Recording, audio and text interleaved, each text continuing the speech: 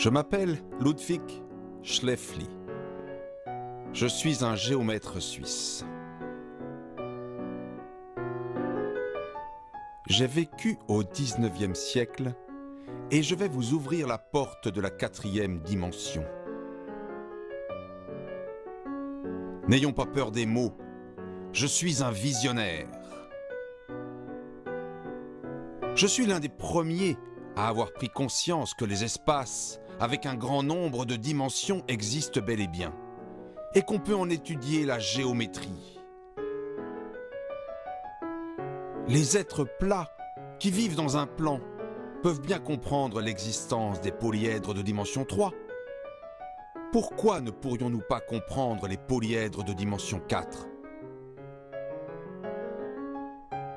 L'une de mes contributions majeures a été de décrire tous les polyèdres réguliers en dimension 4. Qu'est-ce que la 4e dimension ? On a beaucoup écrit là-dessus. Les auteurs de science-fiction s'en donnent à cœur joie. Je vais vous expliquer les choses au tableau. Vous verrez que ce tableau est un peu magique. L'important est de se préparer à faire abstraction du monde auquel nous sommes habitués et à imaginer un monde auquel nos yeux et nos sens ne nous donnent pas directement accès.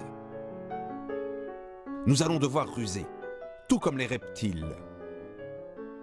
Je vais monter sur un promontoire que vous ne verrez malheureusement pas, et je vais tenter de vous décrire ce que je vois. Mais avant cela, je trace une droite au tableau. J'y place une origine. Chaque point sur cette droite peut être repéré par sa distance à l'origine, affecté d'un signe moins s'il est à gauche, et d'un signe plus s'il est à droite. On note d'habitude ce nombre x, et on l'appelle abscisse. Puisque la position d'un point sur une droite est décrite par un seul nombre, on dit que la droite est de dimension 1. Je trace maintenant un deuxième axe, perpendiculaire au premier. Chaque point du tableau est maintenant décrit parfaitement par deux nombres, qu'on note traditionnellement x et y, l'abscisse et l'ordonnée. Le plan est de dimension 2. S'il vous fallait expliquer à un être qui habite sur une droite ce qu'est un point du plan qu'il ne connaît pas, vous pourriez tout simplement lui dire « Un point du plan, c'est juste la donnée de deux nombres. » Passons à la 3e dimension. La craie écrit dans l'espace et trace un 3e axe, perpendiculaire aux deux autres. Un point de l'espace est décrit par 3 nombres, x, y et z. On pourrait dire aux reptiles, curieux de savoir ce qu'est notre monde, un point de l'espace, c'est juste 3 nombres. Passons à la 4e dimension. On peut bien essayer de tracer un 4e axe, perpendiculaire aux autres, mais c'est impossible. Alors, il nous faut procéder autrement. Bien sûr, on peut tout simplement dire qu'un point dans l'espace de dimension 4, c'est juste la donnée de 4 nombres, x, y, z et t. Cela ne nous éclaire pas beaucoup. Cependant, nous allons essayer de nous faire une intuition de cette géométrie malgré tout. Une première méthode pour comprendre est de procéder par analogie. Voici un segment, puis un triangle équilatéral.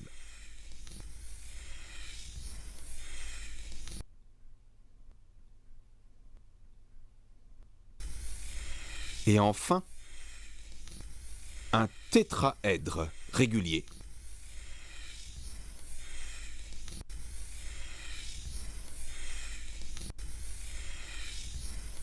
Notre tableau magique nous permet de le dessiner dans l'espace.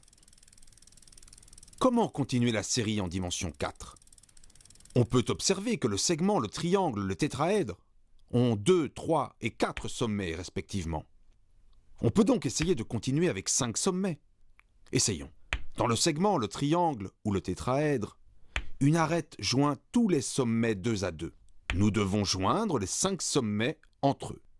On compte une arête, 2, 3, 4, 5, 6, 7, 8, 9, 10 arêtes.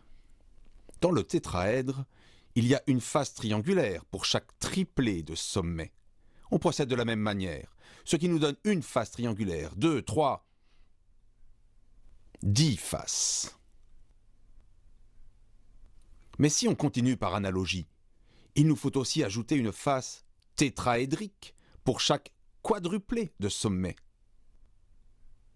On en compte 5. Voilà, notre objet quadridimensionnel est construit. Baptisons-le simplex et faisons-le tourner dans l'espace comme nous avons fait tourner le tétraèdre. Bien sûr, il faut imaginer que le simplex tourne dans un espace de dimension 4 et que ce que vous voyez n'est que la projection sur le tableau. Ce qui complique un peu les choses, c'est que les faces s'en mêlent et se croisent. Et oui, il faut un peu d'expérience pour voir en dimension 4.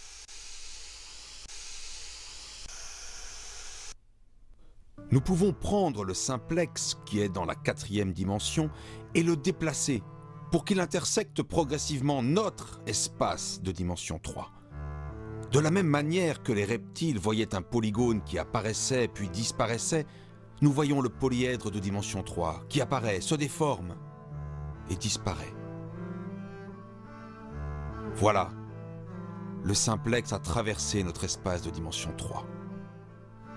Nous allons maintenant faire connaissance avec d'autres polyèdres de dimension 4 qui traversent notre espace de dimension 3. Voici l'hypercube, qui généralise la famille qui commence par le segment, le carré et le cube.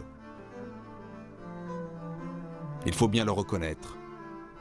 Se faire une intuition par la méthode des coupes que nous venons d'utiliser, c'est bien difficile. J'ai découvert les analogues de l'icosaèdre et du dodécaèdre. Ils portent des noms compliqués, mais je les appellerai seulement le 120 et le 600, car le premier a 120 faces et le second 600.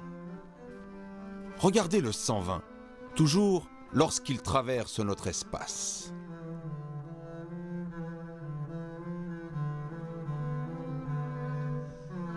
Et voilà le 600.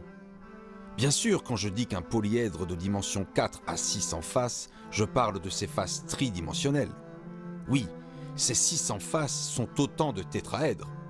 Le 120, lui, est constitué de 120 dodécaèdres. Nous apprendrons plus tard à mieux les connaître.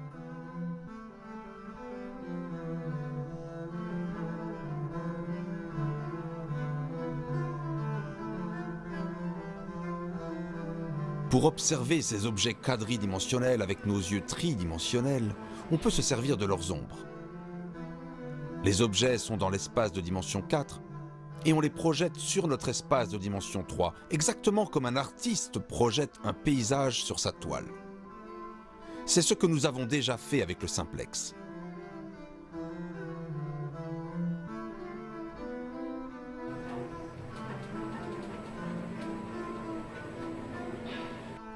Voici l'hypercube. Bien sûr, il tourne dans l'espace pour qu'on puisse en apprécier les détails. Vous voyez par exemple que l'hypercube a 16 sommets.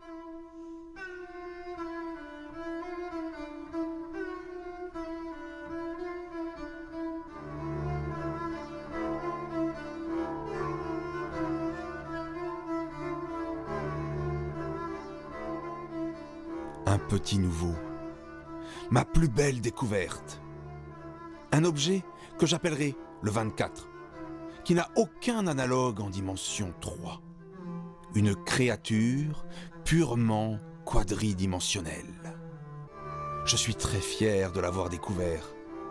Admirez, 24 sommets, 96 arêtes, 96 triangles et 24 octaèdres.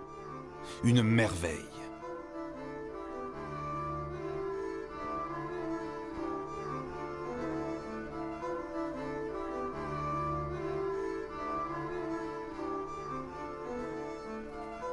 Voici l'ombre du 120, dans toute sa majesté.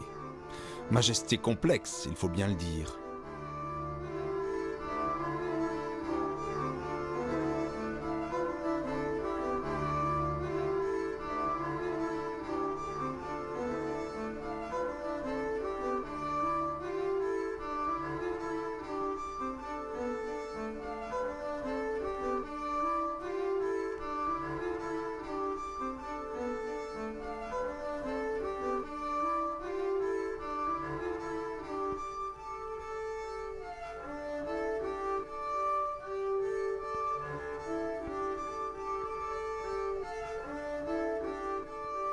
Pénétrons à l'intérieur et examinons la structure.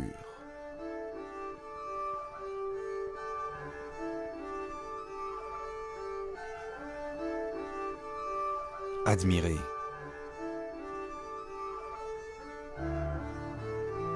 « 600 sommets, 1200 arêtes. De chaque sommet partent 4 arêtes. Une structure complètement régulière. Tous les sommets, toutes les arêtes jouent le même rôle. Et encore, la projection casse en quelque sorte la régularité de l'objet. Faites un effort d'imagination. Imaginez l'objet dans l'espace de dimension 4, dans lequel un énorme groupe de rotation permute tous ses sommets et ses arêtes. Voici le champion, le 600. Telle une gigantesque macromolécule, avec ses 720 arêtes et 120 sommets. 12 arêtes partent de chaque sommet.